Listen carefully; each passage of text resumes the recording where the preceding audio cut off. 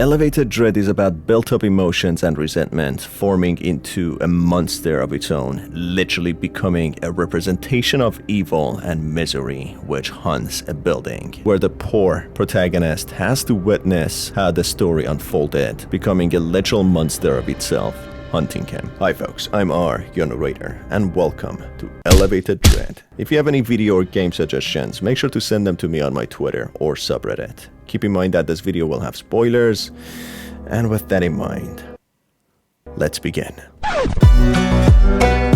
Within the elevator's confines, the walls are plastered with posters depicting missing individuals and cautionary notices bearing unsettling phrases like, "He is following you," and "Beware, maniac." Amidst this unsettling backdrop, a solitary poster with tear-off tabs urges, "Take a little happiness." Visibly, this strip of paper stating, "Love," is halfway ripped out. This hints at the impending event as the protagonist steps into the building, shedding light on the residents' efforts to bolster their spirits in the face of an ominous maniac on the loose. After a day of relentless flyer distribution, our protagonist finds himself in the final building, targeting a maze of apartments to promote the much-awaited Halloween party. Fatigue tugs at him, but there's an undeniable spark of joy within. His first ever hard-earned paycheck awaits. Money. As our protagonist meanders around the old and rundown building, a cryptic note inside the elevator piques the protagonist's curiosity, suggesting a peculiar invitation. Feel free to knock on any apartment door. No questions asked. It's almost as if someone's playing a mischievous game, daring the protagonist to step into the building's secrets. As the protagonist wraps up conquering the first floor, he hops into the elevator, ready to ascend to the second. But hold on a second. Just as the door slides shut, a shadowy figure of a mysteriously naked someone, lurking like a mischievous ghost right at the elevator's entrance. Stepping onto the second floor, the protagonist's eyes fall upon a peculiar sight that defies the ordinary. An unfinished drawing adorns the wall, a snapshot frozen in time. Two adults with uncontainable smiles and a joy-filled child, all captured in incomplete strokes of artistry. It's as if the wall itself is preserving a moment of happiness, a fragment of a story waiting to be uncovered. In another captivating drawing, a person wearing a vivid blue shirt comes to life on the wall, smiling and waving. However, within this seemingly simple drawing lies a captivating twist, concealed within a closet, as someone remains hidden, casting an enigmatic aura over it. As the elevator doors slide open, yet another drawing comes into view. The illustration bears the cryptic phrase, "Kilroy was here." A shiver of intrigue runs down the protagonist's spine as they consider the implications. Could Kilroy be the elusive figure behind the maniac warnings on the notice board? A fascinating thread weaves through both the depictions of the joyous family and the waving figure, the presence of the same individual adorned in a blue shirt. Could this figure hold the key to the mysterious maniac referenced in the notes? The drawings appear to serve as a visual narrative, offering glimpses into a potential storyline involving this person. It's as if the walls themselves hold secrets, etching a cryptic tale that's waiting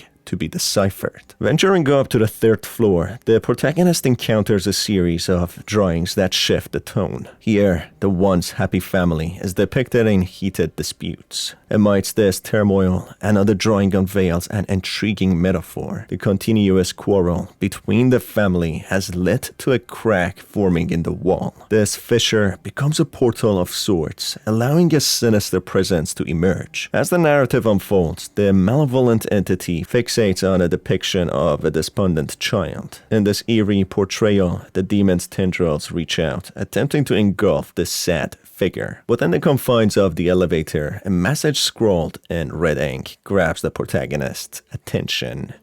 Stay. Just as the elevator doors begin to close, an ominous déjà vu emerges. The figure strikes again, launching an attack that narrowly misses the elevator's grasp. As the protagonist arrives on level 4, an unexpected and chilling scene unfolds before them.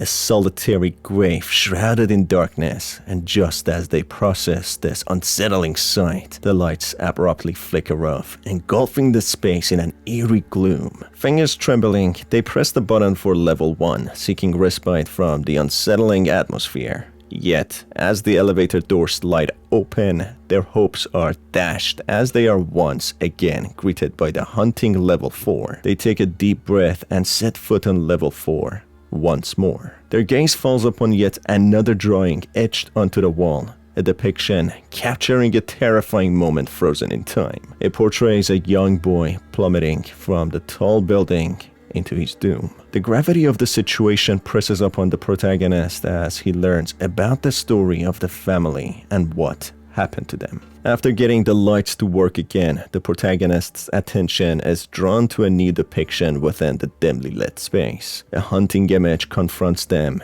a portrait of a boy with a scribbled over face. A black ribbon symbolizing mourning and loss is prominently placed as if in tribute to the boy's passing. This visual representation speaks volumes, conveying the weight of a life cut short and the impact of an irreplaceable absence. The chilling scribble that covers the boy's face may represent the feelings of resentment and anger someone had towards the boy even after his passing. Upon reaching level number 5, the protagonist is greeted by a series of unsettling illustrations. These drawings depict a mysterious figure in blue shirt and a state of agitation, clutching an object eerily reminiscent of a knife. As their exploration continues, a disconcerting discovery awaits. A knife resembling the one from the drawing, lodged into the wall with a disturbing smudge of blood. The implications grow more ominous, suggesting a possible connection between the depicted figure and the ominous weapon. As the protagonist delves further, the tension escalates. An upside-down cross marks the wall, surrounded by an array of menacing kitchen butcher knives. An open apartment door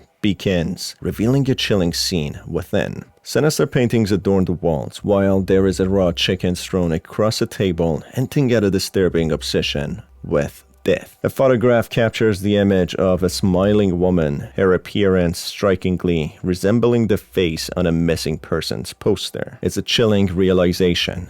A maniac depicted in the drawings might have claimed her as a victim, now occupying the very apartment that once belonged to her. Within the elevator, a single word is scrawled. A vulgar way of saying the streetwalker. The protagonist contemplates the possible motives behind this grim message. Could it be a crime of passion? Perhaps a tale of betrayal and anger that drove someone to a rampage. The atmosphere grows denser with each revelation, a sense of impending doom permeating the air as the protagonist uncovers the dark secret concealed within the haunted building. Upon arriving at level 6, a disarray of scribbles sprawls across the walls, creating an unsettling visual. The atmosphere shifts as the television broadcasts a woman singing, accompanied by a small child in a Climax commercial. As the protagonist starts walking through the corridors, a peculiar detail captures the protagonist's focus. A giant eyeball positioned within a baby's crib. Its presence evoking an uncanny sensation. Adding to the surreal ambience are 2 roses suspended upside down from the ceiling,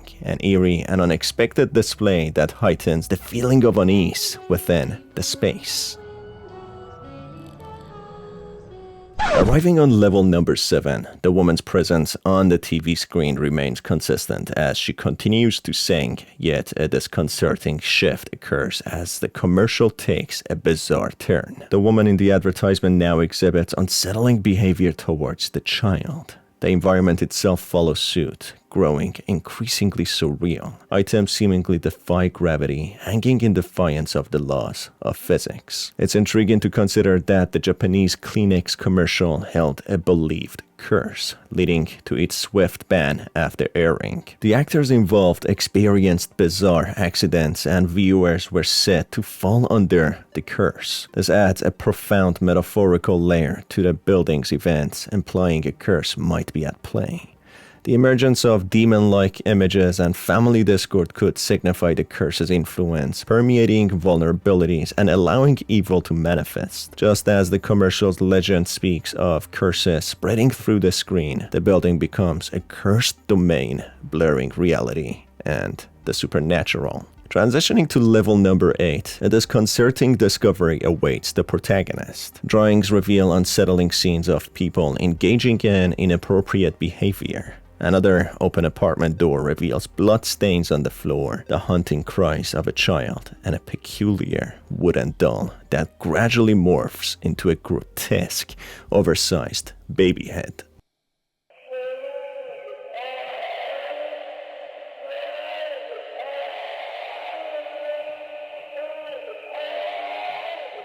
Separate drawing captures a child in a state of sadness and apparent distress, walking hand in hand with an adult figure. That might be a symbolic representation of what happened to the child and how it was treated before falling into its doom. Reaching level number 9, the protagonist encounters a haunting scene on the television screen. The footage portrays a young couple accompanied by a little boy. As the scenes unfold, the boy's precarious proximity to an open window becomes distressingly apparent. He tragically tumbles out of the window from a high-rise building, adding to the sense of impending dread.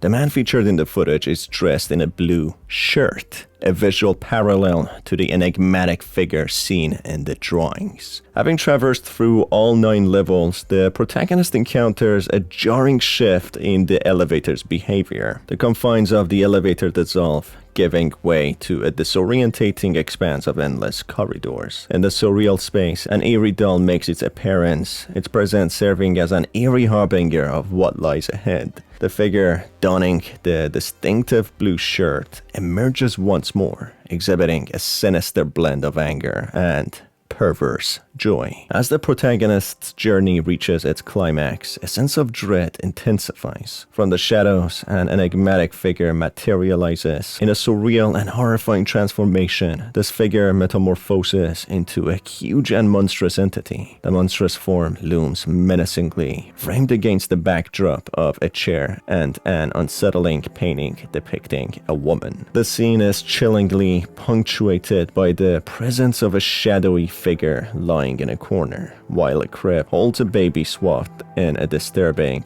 shroud of blood. With the culmination of these eerie visions, the protagonist's ordeal finally seems to be drawing to an end. They are granted the chance to exit the haunted building and opportunity to escape the nightmarish world where they have traversed. Yet, fate proves merciless. Just as the protagonist believes their nightmare is over, the grotesque and monstrous being that now commands the space unleashes its grisly wrath upon them, ensnared by the very malevolent force they've struggled to comprehend.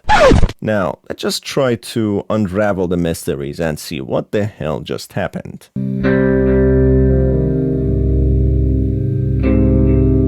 Interpreting the drawings and metaphors, such as the cursed Climax commercial, a narrative unfolds. The once happy family appears to have fallen under a curse that extends its grip to the entire building's residents. This could explain the poster's attempt to spread positivity throughout the premises. The eerie sequence of events, from the child's freak accident to the disturbing drawings, could be indicative of the curse's insidious influence. Within this narrative, the happy family seems to have succumbed to internal turmoil. This could be also the 9 circles of hell, or Dante's Inferno. Arguments depicted in the drawings mirror the curse's impact, likely amplifying their existing problems. The shadow of a lifeless figure near the photograph, as well as the vulgar writing on the wall, suggest infidelity and death. The drawings imply a darker truth: the husband's discovery of his wife's affair, potentially triggering a curse-fueled rage that led to her demise. Engulfed in sadness and sorrow, he then begins mistreating his child. Even though it seems like an accident, the child falling from the window at first, the drawing reveals the child being actually pushed, which may imply that under the influence of rage, he ended the lives of both his wife and his child. Made aware of what he has done drives him insane as he decides to end it all. A tragic transformation occurs where the husband's anguish twists him into a monstrous being, or that could simply be all the feelings bottled up within him being formed into this monster. So it's essentially a representation of his feelings. This entity, now the malevolent maniac hunting the building, terrorizes its inhabitants. The curse's relentless grip drives him to become the embodiment of evil, carrying out acts of terror within the very walls he once shared with his family. In this interpretation, the building stands as a cursed space, haunted by the consequences of unresolved emotions and tragic choices. What a ride, folks. If you enjoyed this video, make sure to stay tuned for more by hitting on the subscribe button and the notification bell. Right now, I've got a feeling I gotta go drink a glass of water because it was pretty intense. Either way, it's been R, your host. Thanks for being here, and I will see you on the next one. Have a fantastic day.